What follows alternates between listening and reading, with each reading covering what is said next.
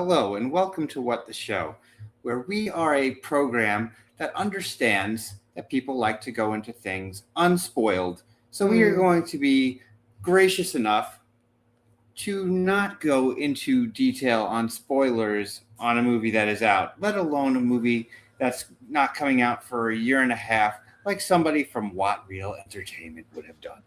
I saw Wallace Shawn die. Wallace Shawn is dead.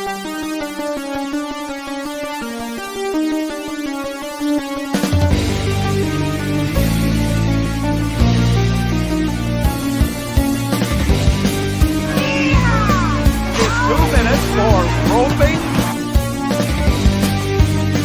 I like that. You're a jabroni.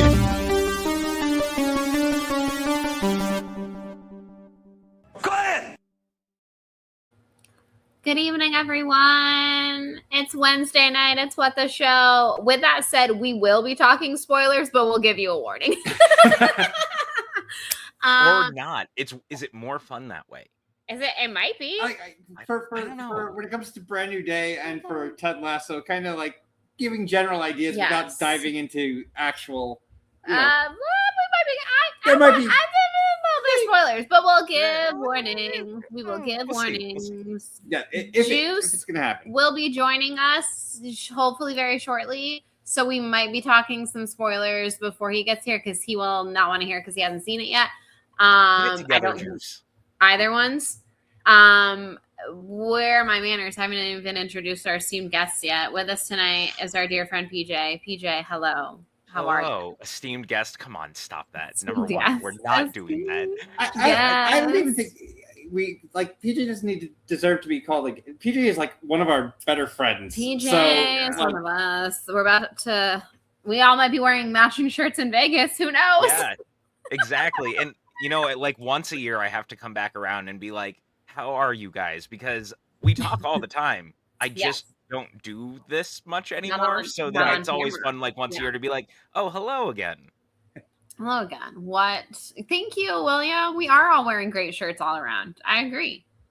I absolutely agree. This shirt is almost as old as she is. So. That is true. I mean, I don't know. And really John crazy. Carpenter made like the greatest movie ever. You know, we should all be living by They Live. So it's fine. It's fine. Amen. Absolutely amen. Bethany mentioned to me earlier, she's like, so what do you think you're going to wear to the Metallica show? I'm like, I have a drawer full of shirts. I'll just grab a drawer. I'll grab a bunch of them, throw them into the suitcase, and then just grab one on the way out. And that's what I'm going to wear. I'm going to put thought and effort into this. But we all have our own way of doing things. We have our own way. Hello, everyone. Happy Ted Lasso Day to all who celebrate. Woo, woo, woo, woo. Even though football is life. Football is life. Football is also death. But mostly life. But we are here to discuss things because good things have come out. Yeah, big week this week. We had Spider-Man Brand New Day, obviously, at the box office. Yeah. Hard Knocks came back yesterday. Woo-hoo. Ted Lasso came back. We've had all this new content, like just lots all of at content. once. Yeah. We just been There's so much happening right now. Too much. Some might say too much. We went we were in a drought of content to all the content at once. Although the movies are going to slow down now. Like we went from going to the movies pretty consistently, and now the next couple weeks aren't quite as loaded. So, okay, so Kelly, great question. Yeah, that is a fair question. But the kicker is I can try to milk this because the concert is right after my birthday. So he's gonna be like, for my birthday. That's the. I won't be getting Mike a birthday gift because I'm pretty sure I'll be getting Mike a birthday gift in Vegas. So we got that going for us. Mike's birthday gift is me going to Vegas. Yeah, I think your presence is present enough. That's a great gift. Yeah, thank you. That was so much more eloquent than I could have ever put it. Thank you. See, who needs AI around when we have Bethany? She makes us all sound better without the need of like stealing water from the world. Yeah, I try my best not to steal any water from the world, except for the bare minimum that I need to survive as a human. Correct. Certainly not as much as AI needs to survive, thankfully. I wanted to dive right into it, like why our thumbnail is what it is today. Yeah, PJ is the person who taught us about this. Well, I knew about it, but Okay, I should say this was a we. bonding moment. Like, this is a very specific lore of this 3 people right here. Yeah. I guess this was what, probably How many years ago is that now? 2021, probably either 2021 or 2022, if I had to guess. I want to say it was 2021 because I think it was like the first time we all kind of started really getting back together. Yes, that sounds right. Restrictions lifting because I hadn't really seen you guys to that point, I think, since Atlanta. Yeah, it was over a year. It was definitely so over it a had year. been a little bit. So it's been a minute, is what I'm saying. I haven't 5 years. That sounds probably accurate. When this particular trip was, I think I saw you one time after that. We saw it Spectacular, and then you came to Horror Nights the one time when she wasn't around. But I wasn't there for that. That's right. Beautiful night. Not because you weren't there, mind you. It was just a good night. I just need that note. Thank you for making sure that I'm aware. But that it wasn't my absence that made it good. we were in line at Islands of Adventure to go on Spider-Man ride, which is a fantastic ride, by the way. If you're at Islands of Adventure, don't miss that one. It's the best Spider-Man ride. Yeah. Quick aside, I literally just brought this up again the other day. I went to go see the movie again. I was like, I don't understand how Disney has Disney money, has the rights to one of the probably titular superhero of our time, right? Like one of the most recognizable, popular characters of all time. And they made web slingers at California Adventure. I am of the opinion that it's an atrocious attraction and that the Islands of Adventure Spider-Man is a far superior Spider-Man ride. Thank you. Thank you for coming to my TED Talk. That is all correct. Fuck Bob Chapek. Just gonna throw that out there real quick. Fuck Bob Chapek. Always. It doesn't matter. Regardless, he's catching a stray for it. Fuck Bob Chapek. Yeah. I'm blaming Bob Chapek, obviously. Like, the Spider-Man ride is arguably one of the greatest rides that Universal's ever made. Yes. Still to this day. And even like in they did a remaster of the film in 2012. So even 14 years later, the remastered version is still incredible. It's still spectacular. It's like, it's amazing. It's friendly. It's a neighborhood Spider-Man, if you will. Mm-hmm. A friendly one. So we're in the line. For those who don't, if you've never been on the ride, while you're in there, they have some clips that are either from the cartoon that was on Fox or like generated with the same animation style from the Fox cartoons. And somehow, I don't remember exactly what specifically generated it, but PJ and I got into it about the MTV Spider-Man. Yes! And Bethany learned quickly. I was like, what is this magical thing that I've never heard of? And now you guys get to relive that moment because I know that everyone out there is like, I'm sorry, there was a what now, like 20 years ago? So somewhere after the first Spider-Man film that Sam Raimi made, they were like, we're going to make an in-continuity animated series that bridges the gap between the first and the second movies. And they start working on it, and Neil Patrick Harris was the voice of Spider-Man in it, and like it's all dovetailing off the exact beats of the first movie. It has like Rob Zombie in it as Kraven the Hunter and all this crazy shit. Like, it is ridiculous. Michael Clark Duncan comes back as Kingpin. Yep. And then somewhere along the way, they were like, hold up, we're not gonna make it canon. And so then the show only lasted like 13 episodes, and they just dropped it, and it was never heard from again. Yeah. Like, it's and it ended on a cliffhanger. Shot releases. Yeah. It ends on a cliffhanger too, the last episode, so it's completely unresolved. You know, man, they have all these fucking Spider-Verse movies. You could think you could give me an ending in the middle of it. Yeah. Seriously, why, like, in Into the Spider-Verse, have they not brought in NPH to, like, do a little, you know what I mean? That's like, what I'm saying. It's an option. Man, if Justice League Unlimited could be like, fuck, man, we didn't end Batman Beyond. Give Batman Beyond an ending. Like, we can at least end Terry's arc. So they gave us that in Justice League Unlimited. No one at Sony, other than Sony, is stopping them from giving us this beautiful and necessary ending to a TV show that like 3 of us remember. That 3 people in the world remember. But for 3 people, we'd be hype. It was briefly on Disney Plus, but it no longer. It was for a period of time, but it no longer is, unfortunately. Because Disney Plus just loves taking things off. Agaagain, Bob Chapek, we're blaming you. Fuck Bob Chapek. I did look it up God. in doing a minor bit of research to find the thumbnail and stuff. You can purchase the episodes though, like through YouTube, through Apple TV, I think through Amazon. You can actually. I still have the DVD. Yep. The DVD. I don't even know what it costs anymore, but that might be worthwhile for us to own just for the fact for the lore. For the lore, 100%. Like I mean, you guys. I don't know if everyone around us knows. I'm very big into like film preservation, and I never would have I don't know how. I'm very quiet about it. I don't really show it off. So I feel like this is a really well-kept secret. But that's part of why I have it, because look how quickly now things disappear. And I've actually, over the last year or so, I've even gotten into like the bootleg market, where people are releasing things that the studios just won't release at this point, and to have them on disc, because, I mean, look at all the stuff. Mighty Ducks is a perfect example. The TV show that I was thinking of. Still pissed no off longer about it. exists. Yeah. So it's just good to hold on to that stuff, because in a world where they're like, hey, isn't it great that we have books? Let's burn them so we can put them into computers. Maybe owning shit is a good thing. It's a good thing. I'm a big believer of that. Yeah, I will be purchasing Stranger Things just because I'm like, what if one day Netflix just doesn't have it? Like, you can't guarantee 100%. That it'll always have it. So I need to. That's why I got Cobra Kai also. Yeah, I need to own it just in case. 100%. Plus, I'm a fucking crazy person who's like, well, I already own all the Karate Kid movies, so I have to have Cobra Kai on top of it. In the same way that I own every one of the Scorpion King movies. I'm not saying that they're all good, but I own them. But I do own them. Yeah, that's valid. I'm always up for like the original Scorpion King. While it's not a masterpiece, it was perfectly acceptable to go into theaters. You know, it wasn't like a complete disaster. Some of the sequels, like, they are schlock. Oh, totally. But they also have like Billy Zane and Ron Perlman and Lou Ferrigno. So, you know, who's to say that we shouldn't also kind of enjoy them? So, this is a sidebar, but you said Billy Zane and it triggered me.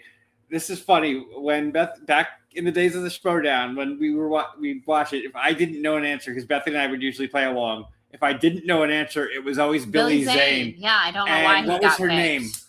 The one girl, the comedic girl. Oh. That is not really helpful. That's a blonde pretty haired. broad. And that's very blonde hair, and it was during the free-for-all. Didn't know an answer and put Billy Zane, and I just threw my whiteboard in the air. I remember this, but I don't remember who the heck it was who said it. That's something. I'm going to be real with you.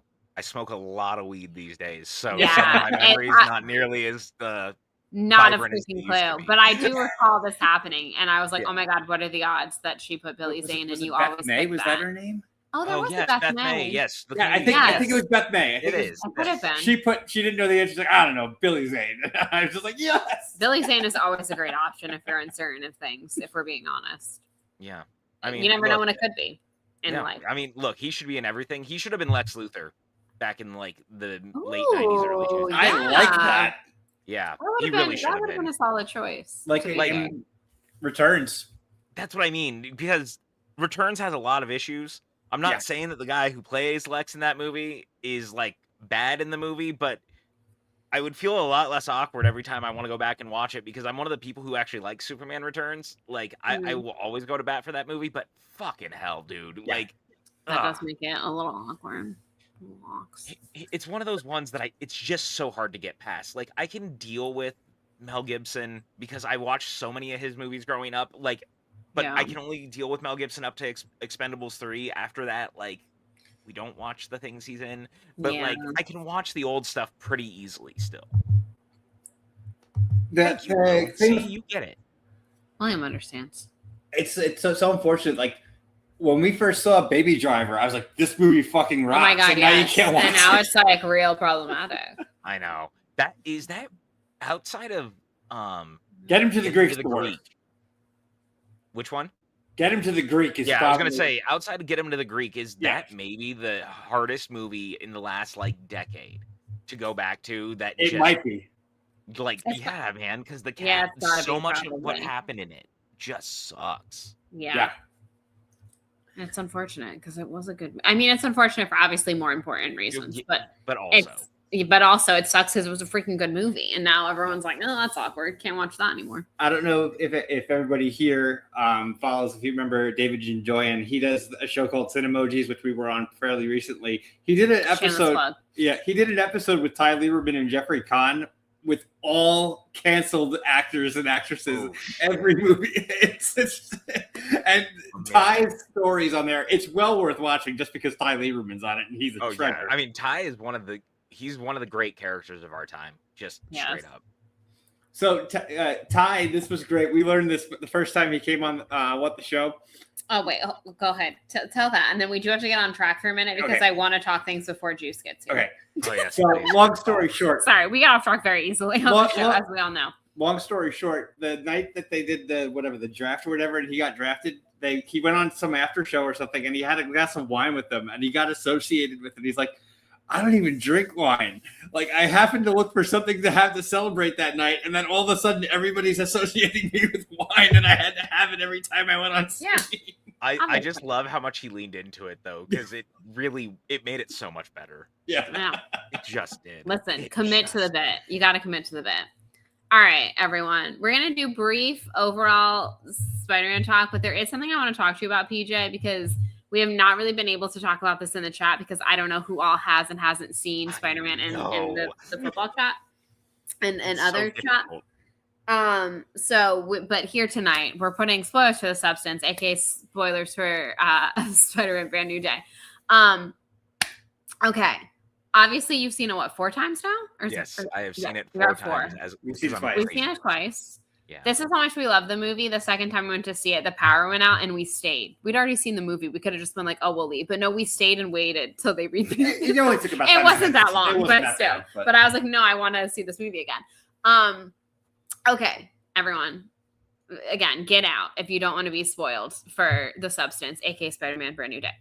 So the end scene, what is your interpretation? Because this has been the big debate online, and I want to know what your thought is. Because I have my thoughts, but I won't say them. What's your thoughts first? So I am of the mind that the entire montage is proven that Jean has broken some of the spell between both Ned and MJ. It's why MJ is back on the building. It's why she has the smile. She's holding the little thing. Yeah. Like, she's starting to... She may not remember everything, but that door has been jarred open, and something about the incident has sparked something. But Ned, I think, was always there. He just didn't know until it happened. And then when Peter did what he did, it unlocked the rest of it. Because I feel like Ned chasing Spider-Man the entire time is because subconsciously he knows something about him. He knows that something matters, and that's why he's like, I just want to meet him to like thank him. Yes. And even MJ and that same like their like welcome, like housewarming, house apartment, whatever, welcoming party, and she's talking about not taking the job because again, our girl MJ has morals.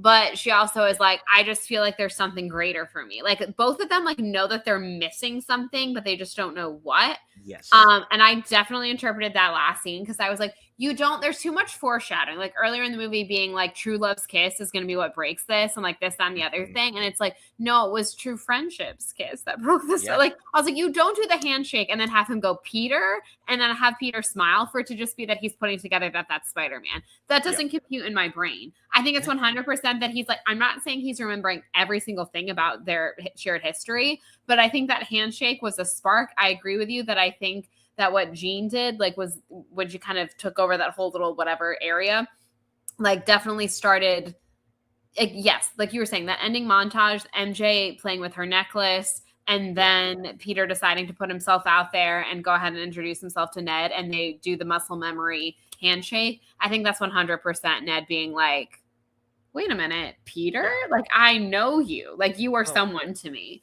And that's how I interpret it, personally. And he's magic. That is true. So there's a good... I think that something about him being magic is why it helped keep that there.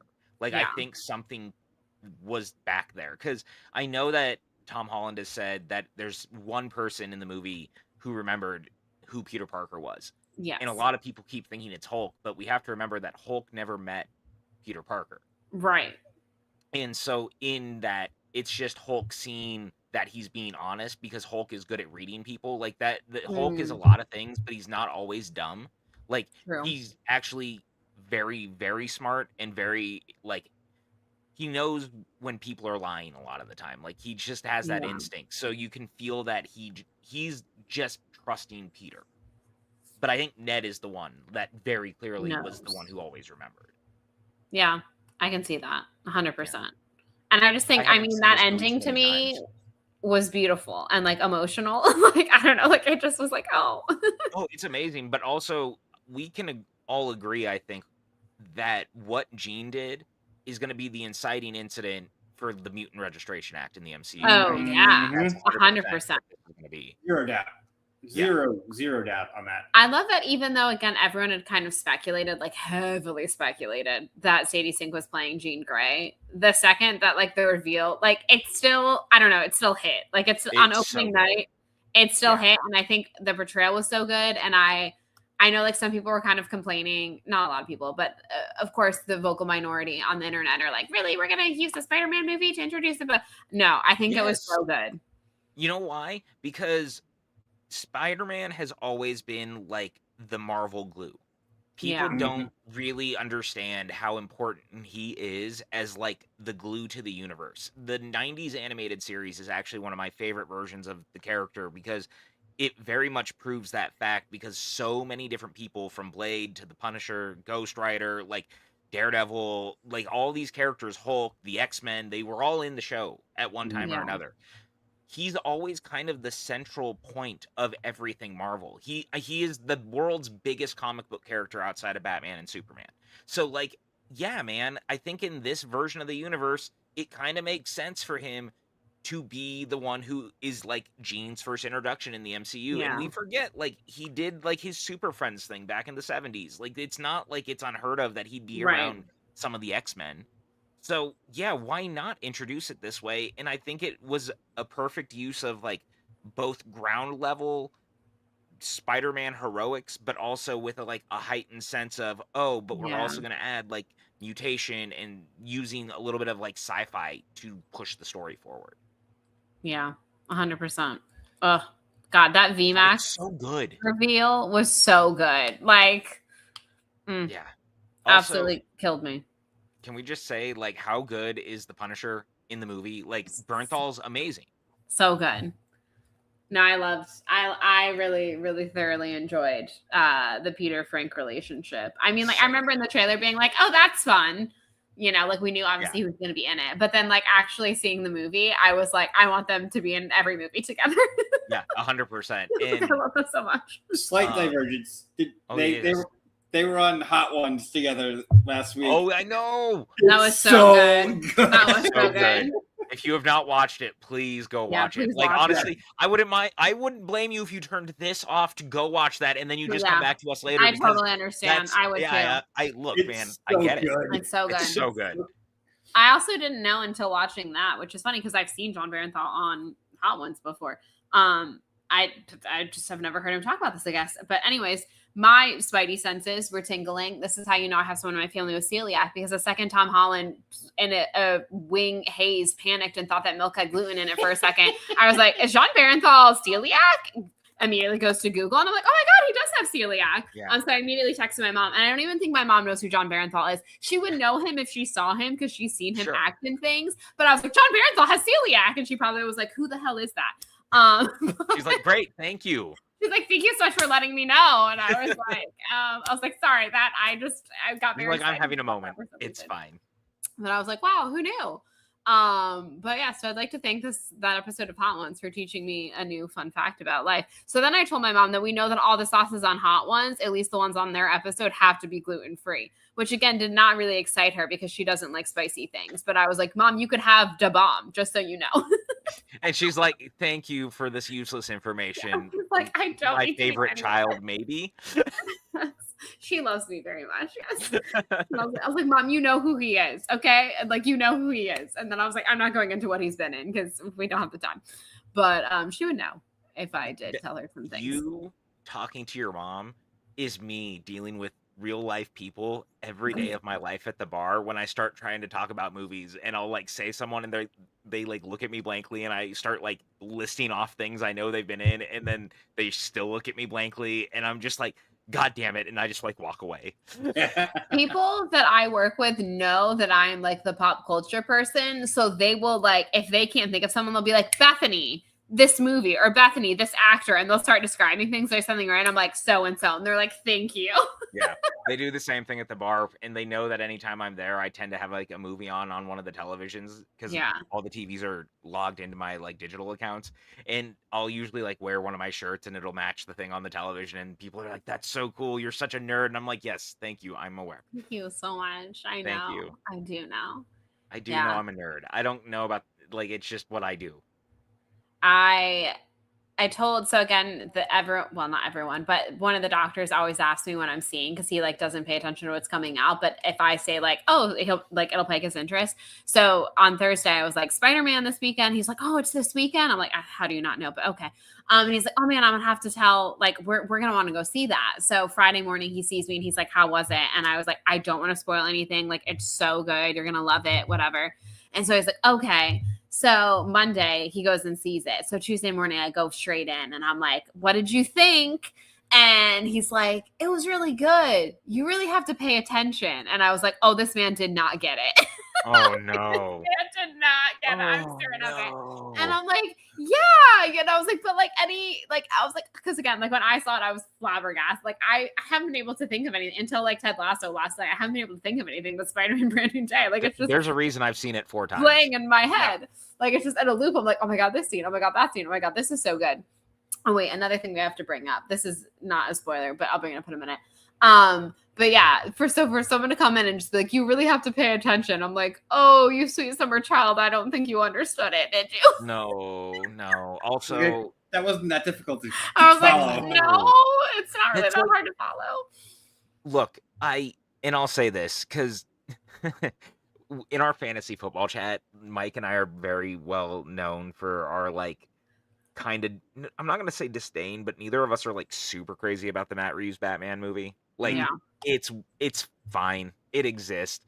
Mm-hmm. That movie is so long and there's so much going on though. I could see where someone could get lost watching that. Yeah. But like the new Spider-Man movie is not that long and really not complicated. It's not complicated. Yeah, there's like 1 or 2 little things that happen that like, okay, where did that come from? But like if you're not fully paying attention, but still. I just think some people, I was like, do you have to, because I was trying to think, I'm like, do you have to like really know the lore? Like, do you have to really understand who the Punisher is to like get, but I was like, I don't think so. Like, I don't think you would have had to have seen the Netflix show to appreciate him in this movie. And then I was like, maybe like, we don't have the spoiler things on, but you know, the Jean Grey of it all. Yeah. I was like, maybe that confused him, but I was like, I don't, even if you don't know who that is, I think her story in this movie is self-contained enough that you can understand what's happening. Also, I'm going to say it like this is the death of media literacy thing we've all been talking about, because like if you're watching this movie, they very much tell you exactly what happened to Frank's family without having to tell you in a PG-13 setting. Like the whole him freaking out when she asks about his family, when she sees the pictures and all of that, and then the whole kid, what you think me living here is like by choice, like this is a sentence. Like if the people I loved were still here, I wouldn't be here. And like again, they never have to come out and tell you what happened because it's very much telling you what happened. Yeah. I was like, I think even any of the like greater MCU of it all, I mean, I don't think you have to really know to like appreciate what happens in this movie. I don't know. I could be wrong because obviously I do understand the greater MCU of it all, but I don't think so. I would say that my argument when I left was I thought this was the best use of a lot of MCU characters all kind of at once that we've seen in a long time, because it was the first time out, because like I love Thunderbolts, but the thing about Thunderbolts is you do have to know most of those characters in some capacity going in, and I know that plays a reason in why it didn't do as well as it did. Right. Like I'm not going to pretend that because I love that movie. Yeah. Like genuinely. But I know why it didn't do well.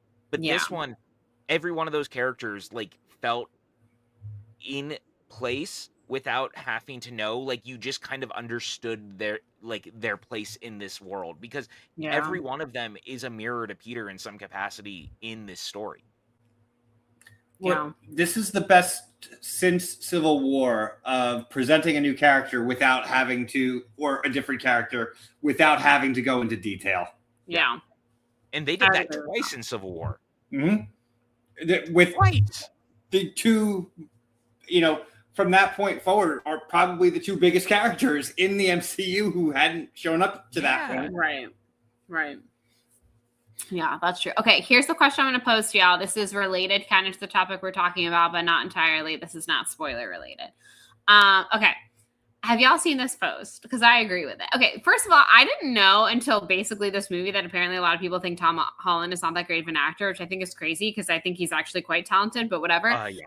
But I saw this post that was like, which I agree with, which again just proves I think he is talented because again, this other person has been nominated for many awards and I don't agree, but whatever. Someone posted that Tom Holland could do any Timothée Chalamet role, but Timothée Chalamet could not do all Tom Holland roles. And I think I agree because I could not see Chalamet pulling off Spider-Man personally. I 100% agree with that, actually. Yeah, I think put Tom Holland in any Chalamet role, and I'm like, yeah, I could see him doing that. I could see him doing that. Wonka. I literally was about to say that. I think Tom Holland would have been a better. Yeah. Right? Like, immediately I was all, well, fuck, dude, I wish that had not, and I loved Wonka, so don't get me wrong. But like you into that. Yeah, like that was perfect. Yeah, I want Tom Holland's Wonka. Yeah, I have. Oh, I that sounded have weird. Beef with Timothée Chalamet, but like I do like some of his movies, admittedly. Like I don't think he's a bad actor by any means. I think he's a little but Dune. I could 100% see Tom Holland. Holland, I think, could do Dune. That's what I'm saying. I'm like, I could see Tom Holland doing any Chalamet role, but I don't think that Chalamet can pull off all Tom Holland roles, to be honest. The one that would be an interesting one is the A Complete Unknown. That would have been an interesting role for Holland. Yeah. Because that'd be real different for him. But I mean, very different. That's the only one off the top of my head that like I'm thinking of that Timmy's in. That I'm like, maybe. I don't know where this like Tom Holland is a bad actor discourse came from. I'm like, I don't. It's because they can't. It's the whole they pigeonhole him being a kid, so they just can't see past him being like childlike roles. I would like him to like branch out and do something very different. Which again, I do think he has like a very interesting like filmography so far. Sure. But I would like to see him do something like very vastly different to kind of like I don't know. You know what I want, and I genuinely mean this. I want them to readapt Moulin Rouge using the script from the Broadway show, and I want it to be Tom Holland and Zendaya. That would be so good. I'd be there opening night. I know, because there's a very specific scene that I'm not going to get into spoilers about or anything in the movie, but you two know what I'm talking about. There's a scene between MJ and Peter that is very intense, and there's this moment in it where Zendaya's doing this like almost seductive and like very just like the way she's drawing Peter in the moment is really, really crazy and really cool. And I was like, that is like straight out of Moulin Rouge. Like this whole thing is like them on the rooftops, like and their forbidden love and shit. I was like, give me that movie. Give me that. God, I would so watch that. I think we're due.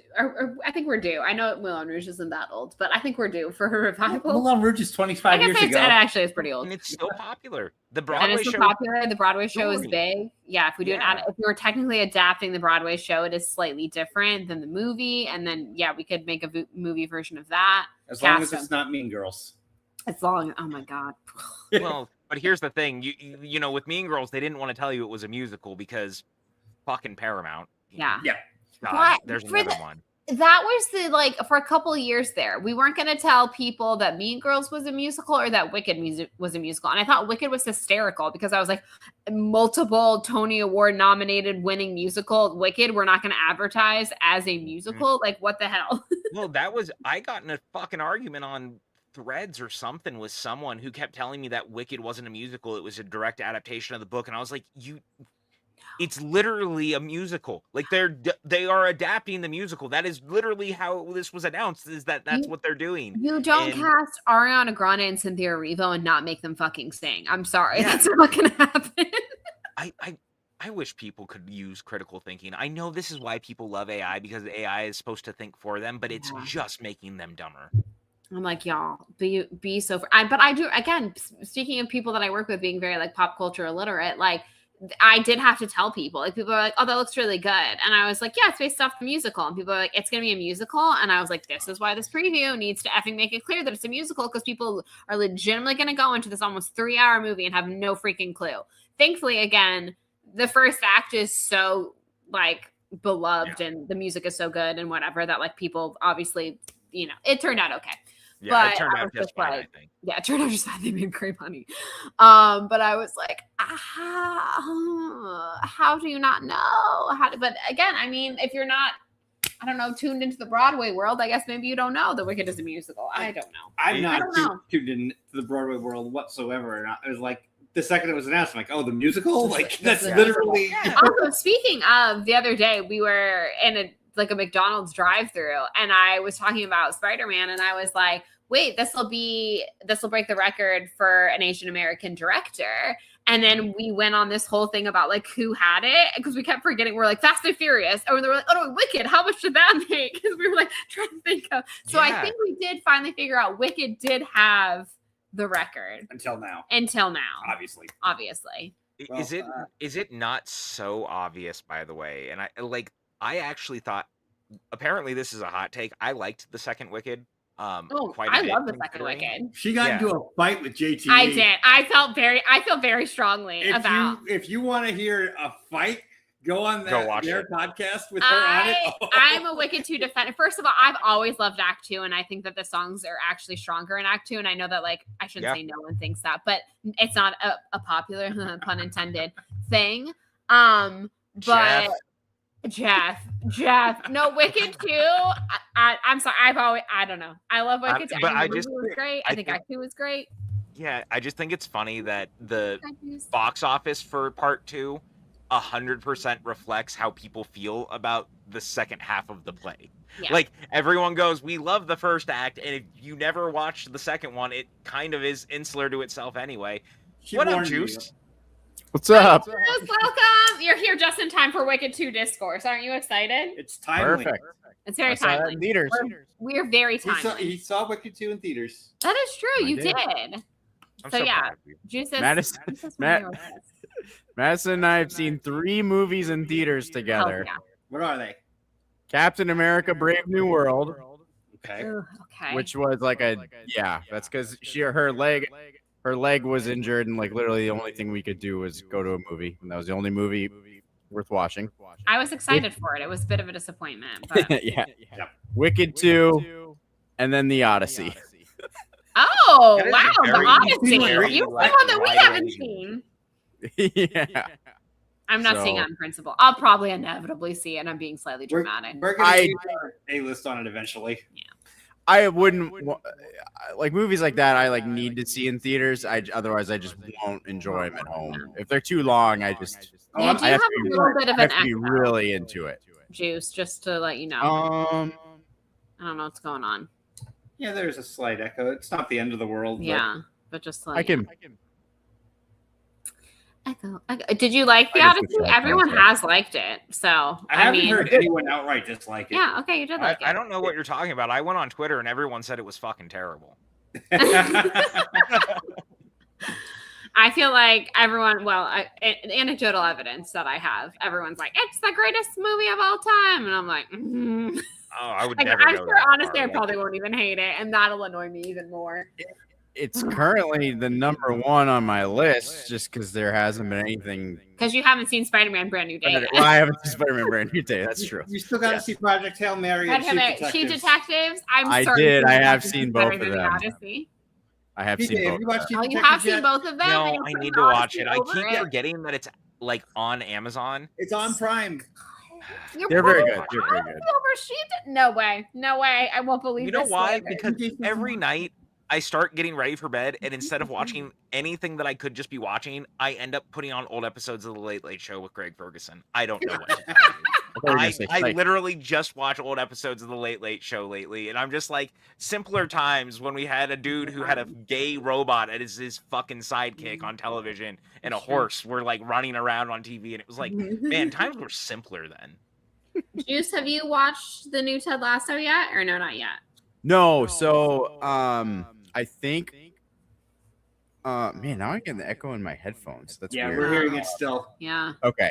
Maybe after I talk about Ted Lasso, I'll quick jump out and unplug and replug stuff back in. Ah. But yeah, so Madison had never seen Ted Lasso. We discovered someone in her family must have accidentally got Apple TV or Apple Yeah. part of their Amazon, so we realized like, Okay. hold on a second, we can watch Ted Lasso. So we watched the first episode a couple weeks ago, and then we finally got to the point, or we had some time last night, and she was like, Ted Lasso? I was like, yes.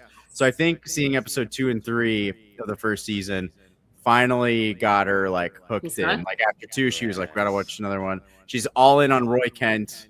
That's her favorite character. Who is it? Yeah. Well, he's here. He's there. He's every fucking where. Yeah. You know, I mean, how can Roy you not? Kent. Yeah. Roy Kent. Yeah, like especially the niece. They go to the school in the 3rd episode, and you get the niece. So like all of a sudden, When it's he's like, reading A Wrinkle in Time. yeah, yeah. So When he realizes he's he's in- Meg. yeah. So So You want me to be the fucking little girl? I'd like you to be. I'd like you to be. oh, Oh, that's awesome. Ted So Lasso is so good. I mean, like, I know we all know that, but So it's so good. with Ted Lasso with us, I was either at work or out somewhere when it came out, and I come home and she's. I was certain he would not watch this because he hates the Premier League. I was like, no way is he going to watch the show about the Premier League. And then he comes home and he goes, oh, I've heard that it's good. I wanted to watch it. And I was like, I started it without you because I was certain you wouldn't want to watch it. You were in episode 3 or 4. Yeah. And I was So I like, had I'll to go start back it and- over. Yeah, I had to go back and watch the beginning of it again. How terrible! He Watch liked 4 it, great and episodes of here we are. television again. Here we are. but I'll wait till we'll try and get through it all, and then I'll Watch the new get to season. I also don't have Apple Mm. personally, so like it's on her It's- TV, yeah, so I'm not that's gonna watch. true. Yeah, so I'm not gonna get it to watch the new stuff. There's I also am terrible at remembering, so I appreciate rewatching. Yeah, that is good. I have watched. I don't watch a lot of shows, especially on my own anymore, but I did in anticipation for Spider-Man Brand New Day. One of the reasons I haven't seen it, not that there's any necessarily connection, at least that I know of. If there is, don't tell me. But I did start watching the new Daredevil Oh, nice. at Disney Plus, the Born Okay. Again.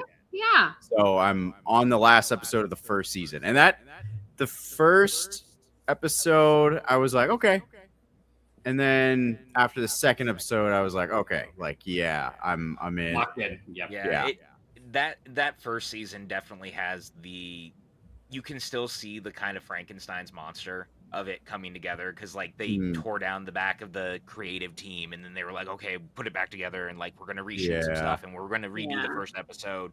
But like by the time it's over, it's so good you don't care. Yeah. Yeah. So I'm probably will watch the last episode. Ugh, I'm so excited. I'm like, But Yeah, I I'm so genuinely stoked was that so you excited watched for people to go see Brand New Day. I'm like, oh, yeah, I can't wait. Can't wait to hear your thoughts. Yeah. I'm gonna say this, man. Like, no matter how much of a bummer, like, I feel like Brave New World was for a lot of people. Like, I thought it was fine. I feel like I don't hate it as much as everyone else. Like, it's still not the worst MCU movie. Like, that No, will always be by Thor: far. The Dark World. Like, it just will be, and that probably. Like, I'm not gonna. It's in the It bottom, just yeah. is what it is, man. Like, it's Thor: The Dark World. It's not my favorite, and it'll probably always be that way, and that's fine. That is. But, I just pulled up my list. That is actually at the bottom of I my think- list. Yeah, so Yeah. like, This I gotta feel be like we pretty all good. just agree that just kind of is like the Just bad is. Marvel movie. It's Thor: The Dark World, Mhm. and I think the last 2 years of Marvel stuff has been like really great.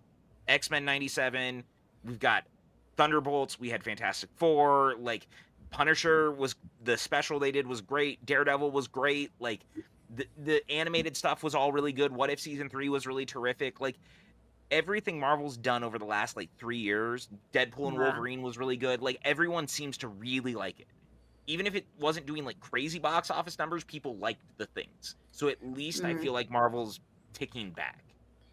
Yeah, no, I agree. My takeaway on this, I think the whole quote unquote superhero fatigue is a little bit misguided, because when you put the absolute character people want to see, they still go. They are just not being drawn by the Marvel name alone. Right. So, like, if you know, like if Guardians of the Galaxy, unfortunately, if that came out this year, I don't know how well it would do because the Marvel name doesn't have. Because obviously it's great. Right, but they weren't as well known. I think people were like, oh, there's just so many movies. I'm going to be more selective about what I see. Oh, it's Spider-Man. Yes, I'm going to go see that. As opposed to, oh, it's a movie with Yelena Belova.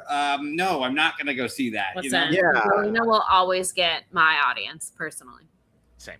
And there's something to it in 2014 having a movie with Chris Pratt and Zoe Saldana and Dave Bautista and Bradley Cooper and then all of a sudden we have all these ensemble movies, and then when something like Eternals comes out and you have a bunch of actors, it's like, we don't really care. Also, I'm going to disconnect because this echo's driving me crazy, so I'll be back. Well, Right. I don't know if I've ever discussed with Juice and PJ, which Juice obviously is disconnecting. Will be back. You know my Marvel hot take, but I don't know if I've ever discussed this with anyone else in our. No, we have an echo. I have an echo. No, we do, and we did not have an echo. I'm very confused. But we suddenly do. What is happening? I don't know. This stream is possessed. This stream is possessed. You don't have it. You're fine. Probably fair. Okay. I think I don't hear an echo at all on your on my end. You guys sound fine. We have not the entire time, and then Juice just left, and now all of a sudden I'm hearing myself. This is very strange. Brand new Juice. Yeah, I was gonna say, damn. Hello, are you back? All right, am I back? Yeah, you sound. Yes, but now we randomly have an echo, and I don't know why. The stream is. Yeah, you have an echo. Oh, you can hear it. Okay, PJ can't. Yeah. We're gonna drop out. We'll be back. We're just doing rotating like on and off to see who's gonna have an echo. Yeah, who has the echo? Now I have the echo back. What is happening right now? This is new. This is a new one for everyone involved. Yeah, I don't know. We've only been doing this for for sound fine on my end. 5-6 years. That's crazy. I guess there's a first time for everything. Yeah, right. Is it my mic? Okay. Are we all echo free? We sound better, I think. You are, but I think it's back on me. What is happening? Apparently, people on stream, we can't. Let me try changing. Which one is my mic? This is actually very funny to me. Okay. It's really, really amusing. Okay. No, it's still there. It's still there. We had an echo very briefly, but thankfully it appears to be gone from us. Yeah. Yeah. Yeah, and it's back to me. Poor Juice. Can y'all hear it? No. Yeah. Yeah. This is weird. All right. Well, Juice says his technical difficulties. I'm going to tell you my Marvel hot take. Okay. This I is would love to hear your Marvel hot take. This is actually crazy, and I know that this is crazy, but I feel strongly about it. I genuinely. I'm afraid to say this. I don't really like the first Avengers movie. There, I said it. That's my truth. I'm speaking my truth. Interesting. Guess what? It's my least favorite Avengers movie. Okay, thank you. Thank you, Same. So thank you are Same. not alone. Yeah. The first Avengers. I really don't like the first Avengers movie. Age of Ultron is also not like great. That's my least to favorite. me. Yeah, same. But it's would I say it's better? I don't know. Maybe a little bit better than the first Avengers. I just really don't think. I hate the portrayal of Captain America in the first Avengers movie, and as someone who that's my guy. So mine is actually because of how it looks. That's also the fair. other Marvel movies to that point look like real movies, and we didn't know how to make a real movie, and so it looks like a TV movie, and I can never get past that. And so like Age of Ultron to me at least looks like a movie, and I'm also a sucker for please let the heroes fight, and so like I love the stuff between like Hulk and Iron Man, like all that stuff is really good. Like I love that whole section of the movie. It's kind of a horror movie, and I kind of dig it for that. Yeah, that is fair. I do like the introduction of like the Maximoffs. Like I like, obviously like all of that. I think is pretty decent in Age of Ultron. So I'll give them that. I'm with you, and I like good. Yeah. Also, like I don't love the original Iron Man, it was good when it came out, but Right. only over time. Like But it's yeah. so simple, and like Yeah. its glaring script or non-script rather is so obvious that it's actually really hard to sit through for me now. Yeah. I'm not a big, this is my other Marvel hot take. And again, I can take him in an ensemble movie because I like the other people. I'm not a big Tony Stark fan, to be honest. Yeah, that's fair. And I understand everyone loves RDJ and whatever, but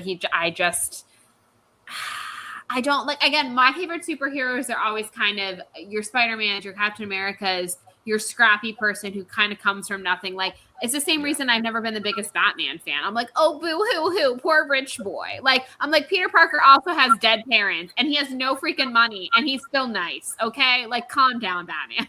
And again, I mean, I do like certain Batman stories and movies and whatever. Like, I'm a human, you know? But I'm just not a bit like, I don't know, when it's like the rich guy and whatever, and their tech solves everything for them, I just don't find that as it's just not up my alley personally. I think that's why I've always loved the X-Men. Like the X-Men, you're always inherently rooting for because they're always the people who have been pushed down by the world, and like everyone's kicking them to the curb, and like half of them, their families won't even talk to them and shit. And you're like, and yet they're the ones saving you guys all the time. And they're still good people, you know? And again, I think the X-Men has one of the greatest villains of all time, Magneto, because he has a fucking point. You're like, I understand where you're coming from, my dude. I totally understand where you're coming from. Terrible execution, but I get you. Yeah. Listen. There is only one Marvel character who has a batting average of 1,000. He is in one movie, and he is absolutely I think this is your first Funko Pop that you ever bought, right? This was the very first. I almost regret buying any other ones. This should have been the only one I ever owned. And that, of course, is Taserface. I knew it. I was waiting for it. I knew it. Yeah. And it somehow still is amazing. Yeah. So Bethany was big into the Funko Pops, and whenever we went out, she looked at them and everything, and I never bought one. And I literally saw it online. I'm like, I'm ordering it. Taserface. That's my first Funko Pop. Yep. I love everything about this. Should I get a Taserface tattoo? No, please don't. No, please. I was gonna say, look, man, like there's a lot of great tattoos you could get. Taserface is not. Taserface is not one of them. I'm sorry to say. Do you guys have an MCU movie that you loved maybe on the first couple watches, and now years later it's a little not as? I think for me, my hot take might be not enjoying Thor. Like, I don't really have a desire to rewatch Thor Ragnarok. Oh yeah, I could see that. Okay. I haven't watched it in 2 years. I haven't really, and I haven't for a while, but I think I saw it a few times more recent, like in the span it came out, and I'm kind of good. Like, yeah, I get that. It's very good. Like, it's very good for what it is. But yeah, there's some that are more rewatchable, I guess. Yeah, I'm trying to think with that parameter of like one that I liked at first, and then haven't really. I guess that's like I guess I called it, but I think for me it's Iron Man. Like I just think that it's aged so, and that sounds bad, but like poorly. And that's how I feel about the first Avengers. I think that's why they're both so low on my list these days. Yeah, it's just not. And again, the big hype of Avengers, I understand, was like they're doing it. Like all of the characters are getting to actually like be together in a movie, and like everyone loved it. And I just remember being like, I don't know, guys. I don't know. And then like I thankfully was proven wrong because I ended up really liking the Avengers movies later on. I will say one on the opposite end that like I liked but didn't love, but like have grown to love more over time is Captain America: The First Avenger. Yes, that one has aged spectacularly. Yeah, I love First Avenger, but I also always love that. I really no Captain America have I hated, well, except for unfortunately Brave New World. I didn't hate it. I just didn't love it as much as I wanted to. Because listen, I ride hard for Sam Wilson. I really do, and I really was rooting for this movie, and I was like.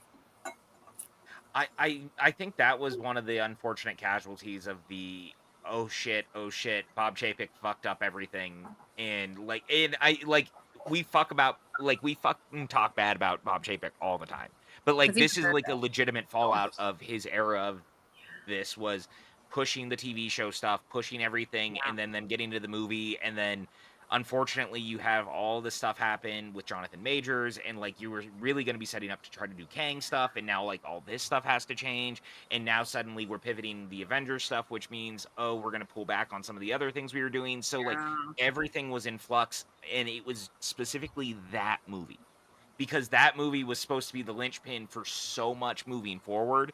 It ended up being the one that was dismantled so much, and it just doesn't work because of it. And on top of it, you made a sequel to The Incredible Hulk without the Hulk.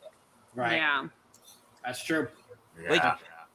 you point. put Banner in Spider-Man. I hope I'm not spoiling that for you, Juice. He's in the trailer. I did hear about that. Yeah, okay, yeah. Perfect. But, yeah, like you put him in fucking Spider-Man, but you made an Incredible Hulk sequel and you didn't bother to put him in it. Like Yeah. That was weird. Yeah, was weird choice. Bizarre choice. Very bizarre choice. And it's Harrison Ford, right? Yeah. Yeah. And So he's it's, like, great. very- Yeah. Yeah. I mean, He's yeah. fine. Yeah. It's not his Like, best performance. It's not his worst. This is a totally different question than what you asked, Juice, but I really can't think of anything that I've liked and then been like, I'm not that into. But here's something that a character I've come around to. And when PJ was talking about the shows is what made me think of this. I never was a big Loki person. Again, maybe because I don't like the first Avengers movie. I really didn't understand Loki. I did not care for Loki. I didn't understand why he was as popular as he was. I really liked the Loki show. And then suddenly I was like, I get the appeal now. I actually do get the appeal of Loki. So that's something I guess I've come around to, at least the character I've come around to. I love that. That's a good answer. Personally. So yes, thank you, there Loki Show, for making me Is appreciate. there Loki any of the movies that like over time, like I guess you just kind of did yours, but like, is there any of the movies that have gotten better for you guys over time, like in general, because the MCU has grown and like they've gone back and used parts of it, or like things like that? This is a weird one to say, and it's not necessarily on a standalone basis, but it is so important to the growth of things. And it's Iron Man 2, which That's fine. Yeah, it's not great on a standalone basis, but that movie is vital to the long-term storytelling. Yeah, and it's amazing how much better it's gotten because of that. Like everything in that movie is ultimately paid off in some capacity that every time I rewatch it, I'm like, this is way more enjoyable.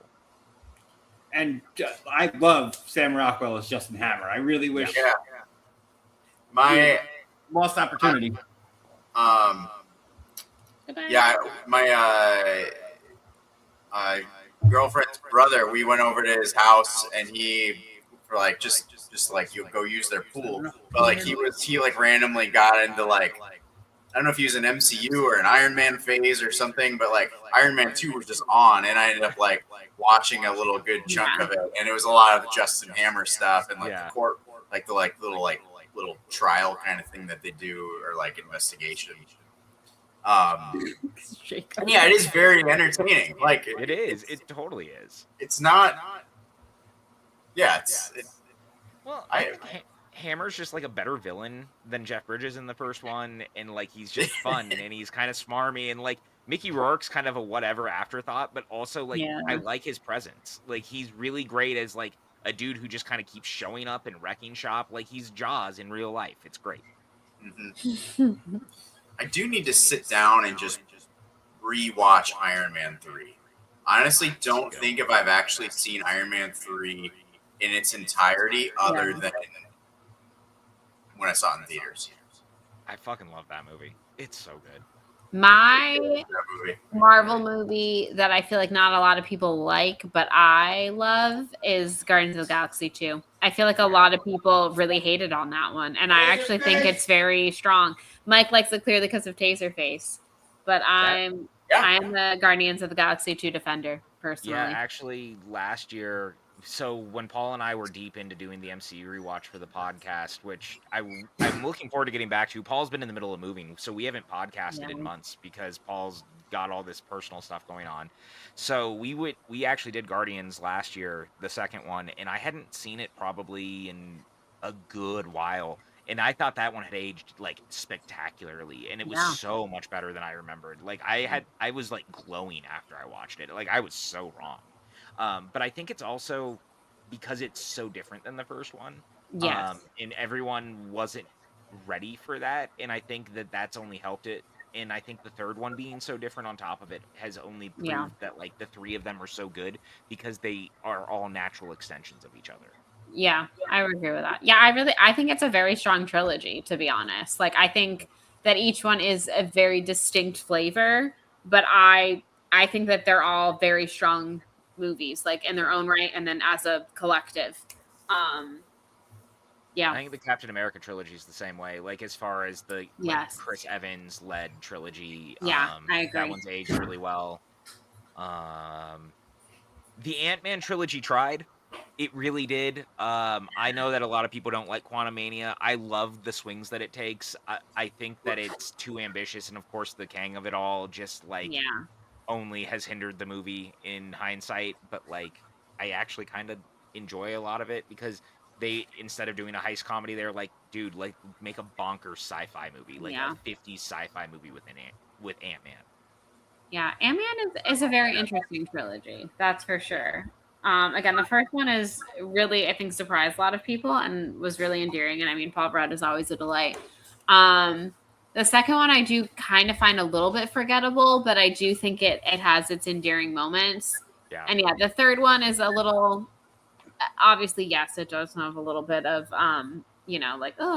because of the king of it all. But yeah, I don't know. I think maybe the third one is one I need to rewatch because I feel like I don't know if I gave it a fair shake because it was just a little. It's fucking weird. Like it's a weird movie, but I think that's why I appreciated it because it reminded me of like you guys know I love comics. Like I've been rereading What If lately. Like I love the old like 60s, 70s, 80s era of Marvel, and the Quantumania stuff really reminds me of like the crazy, strange Steve Ditko art from like the 60s when it was like peak 60s Ant-Man, and so it's just like weird and science fiction-y, and you're like, all of this is really strange, and I kind of love that. It was the thing that the first Doctor Strange did really well with the Dormammu things. Like I love all that. So when you make it weird, I'm already kind of in, and so I get why people don't like it, but for me, it's just fun. Other totally random Marvel thought, but of TV shows, the thing I will always be most bitter about that did not get more of a fair shake and did not get another season is Agent Carter. I think it's truly one of the strongest Marvel TV shows.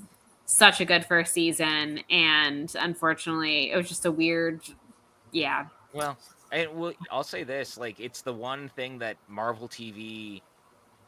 Until the Netflix stuff now, but it was the only one of the Marvel TV shows that Feige like even would remotely reference because they took the dude who played Jarvis and put him into Endgame and stuff like that. Like they really made it a point that like, the other shows don't really work, but like Agent Carter worked, and we're not gonna take that away from her. And like those 2 seasons are real good. Yeah, that was so good, so good.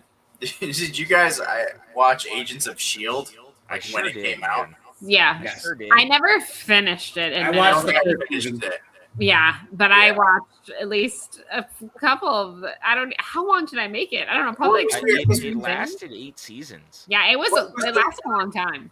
What was the movie that like shook it all up? Was it Ultron? It was Winter Soldier. Winter Soldier. Yeah.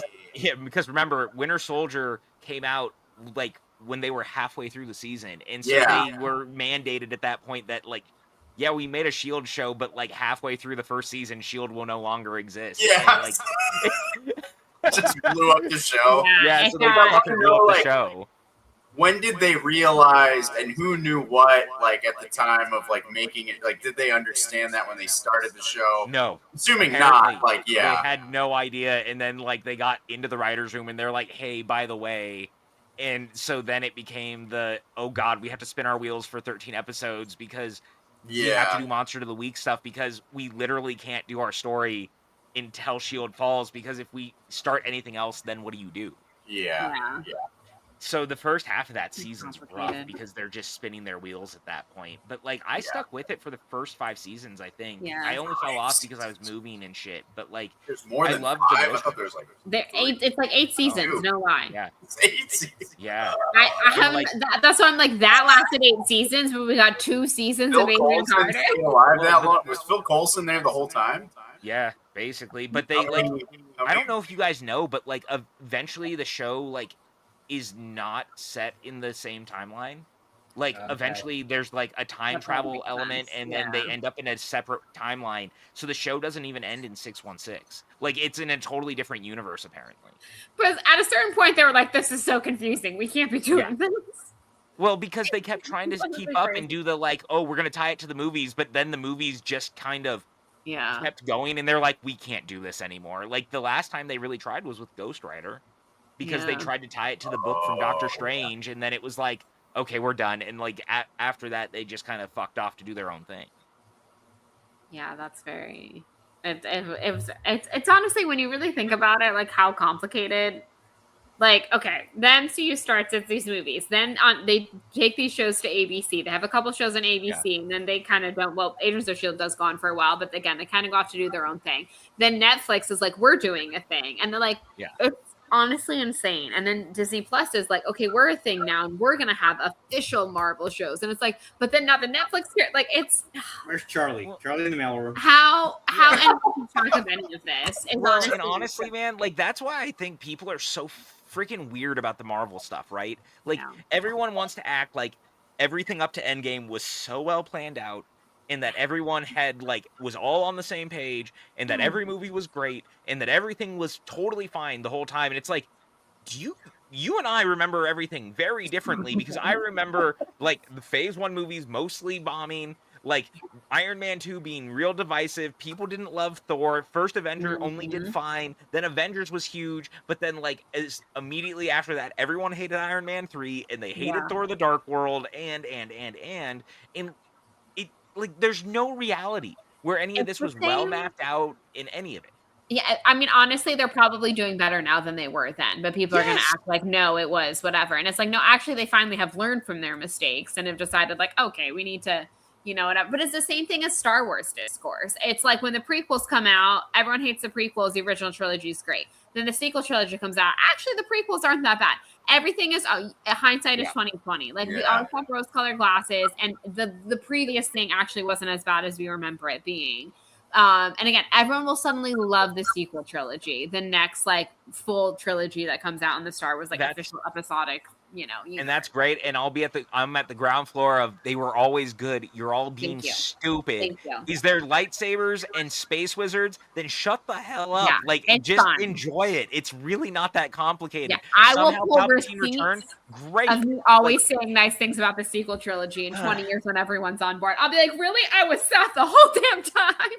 I just can't, man. Like, I'm not saying you have to like everything. No. I'm not even gonna like go to bat and be like Rise of Skywalker is a great movie, but I think it's like way better considering the fact that it could have been so much worse. Yeah. And honestly, like it's totally watchable in like a Last Crusade sort of way, as like you just go from MacGuffin to MacGuffin is like a story. And I'm actually reading the new book they just put out, and it's really good. They did a new one called Legacy it's the like in between Last Jedi and Rise book about Rey and Leia, and like her training her and stuff in that time, and it's really good. And it's actually helping. Star Wars is notorious for this. I don't know if you know that. They go back and use other mediums to fix the things that they fucked up the first time. And then you really appreciate the other things so much more. It's crazy. Where's the McClunky gif? AJ, give me the McClunky gif. Oh, wait. Yes, you don't have access? I don't know. Oh, no. Oh, God. We're like minimizing our screen accidentally. No, but like, so they're doing that, and they already did that with that book, Shadow of the Sith, also, which tells like the Luke and Lando story that Lando is talking about when they were looking for stuff. And so I was like, cool, man. Like, I guess we got good Star Wars things then that are only making the things that are fine at least good. Yeah. Again, I'm a real simple person. It has Star Wars on it. I'm going to see it. Chances are I'm going to like it. Are there certain things I like more than others? Absolutely. But like, I'm really simple when it comes to Star Wars. I'm very easy to please. So speaking of McClunky, sidetracking a little bit. Tell them how you wake up sometimes. Oh, so some mornings I wake up and Greedo is just staring directly at me, and sometimes Darth Maul is staring directly at me. You never know. You never know. I was what gonna day say, it's so you're greeted by Greedo?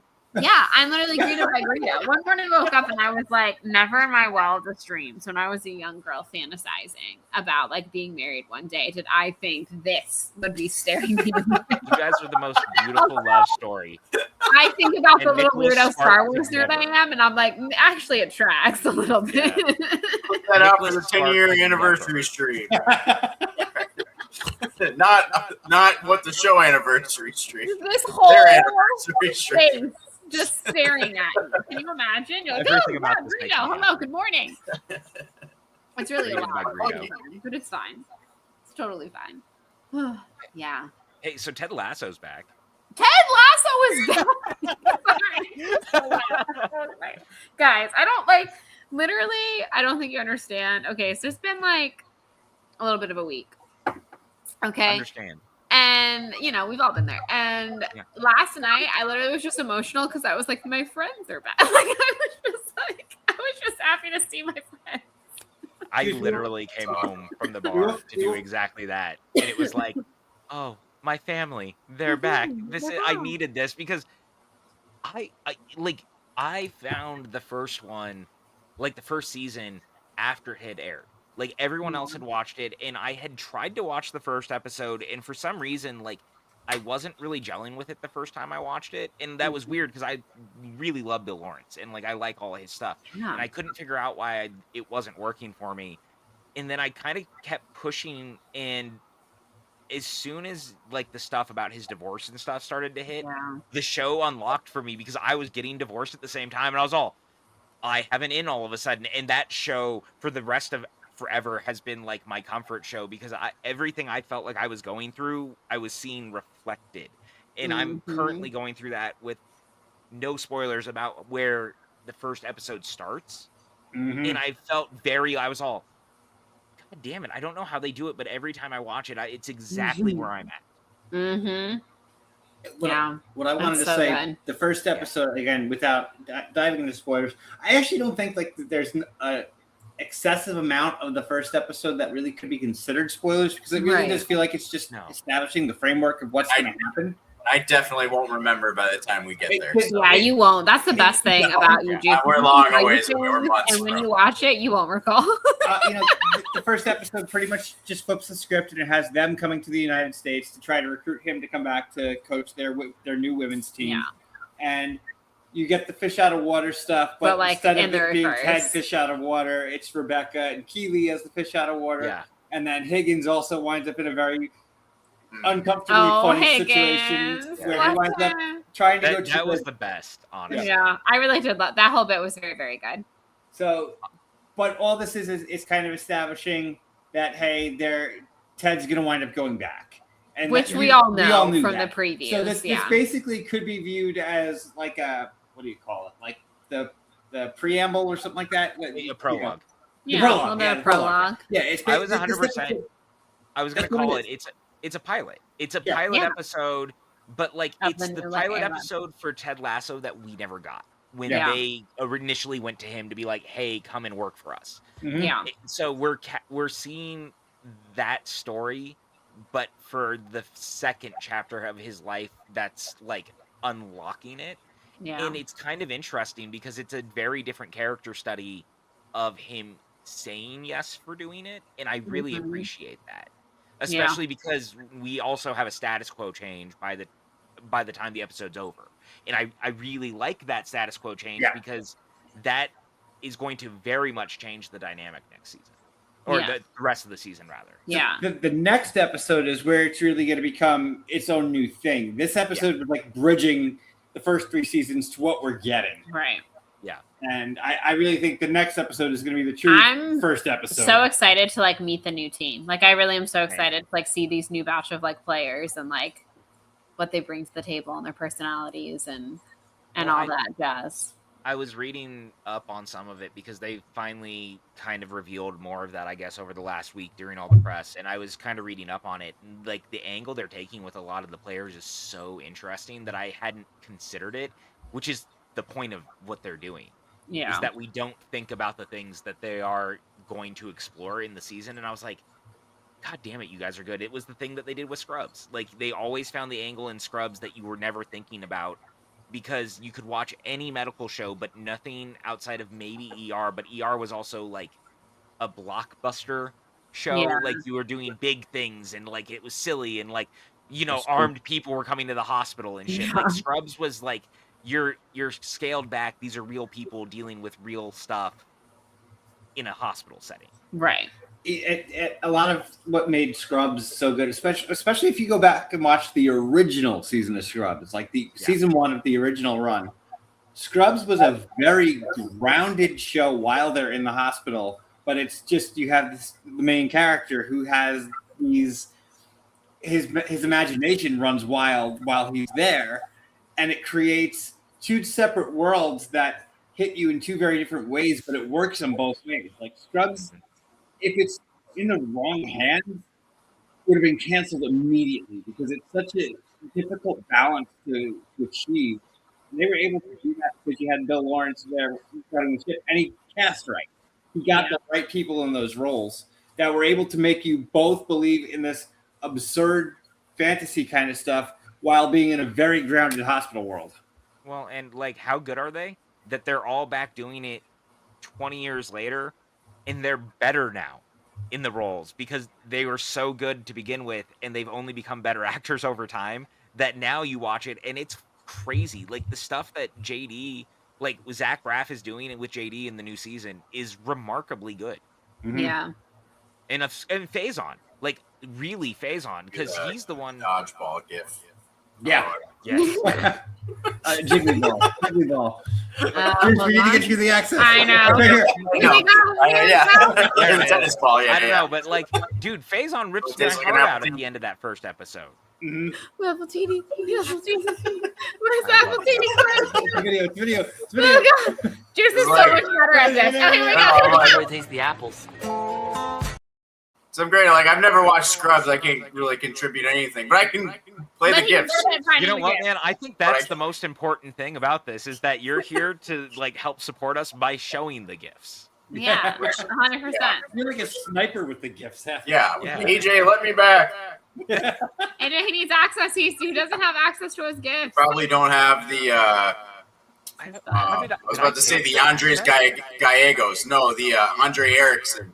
Like, let me in. Oh yeah. No, we don't have that. We don't have that. That would be great. And I can't pull it up because. No. Dun, dun, dun. We do have our boy Greg. We have a little. The bees. So stupid. Well, we probably should start wrapping up, because both of us do have to work early in the AM. Gross, but true. It is true. PJ, it's always so much fun having you on. And we know, I guess a little bit of an early plug, but we are approaching rapidly. Yep. Start of the NFL season. So our defending champion over here will be I think we should have confetti. part of the crew. Are you going to be auto drafting again, or? Oh yeah, what's the call? You know, man, I think I'm actually going to give it the old college try this year. We'll see how it goes. Of course, you and I also ended up in the dumbest like position ever in our draft, because we did a trade between each other. So there were two trades, and both of them. So the first one was between PJ and I. We traded the Breadwinner and Jackass, and then Bethany traded Scary Movie and Mortal Kombat, and both of them were the most irrelevant trades of all time. Really didn't because they're back to anything. back. I really didn't do can't anything. believe it. But it was so fun to have made a so trade. I was like, I'm gonna trade.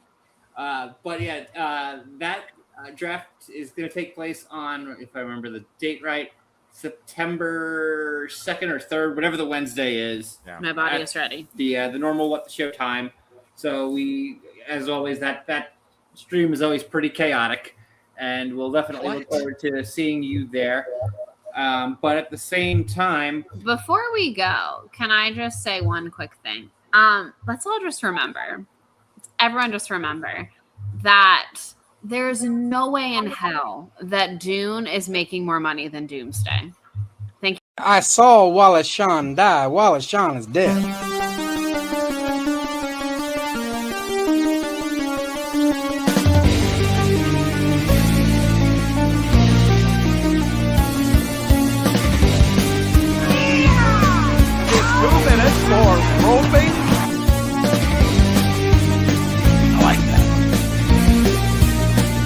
You're a jabroni.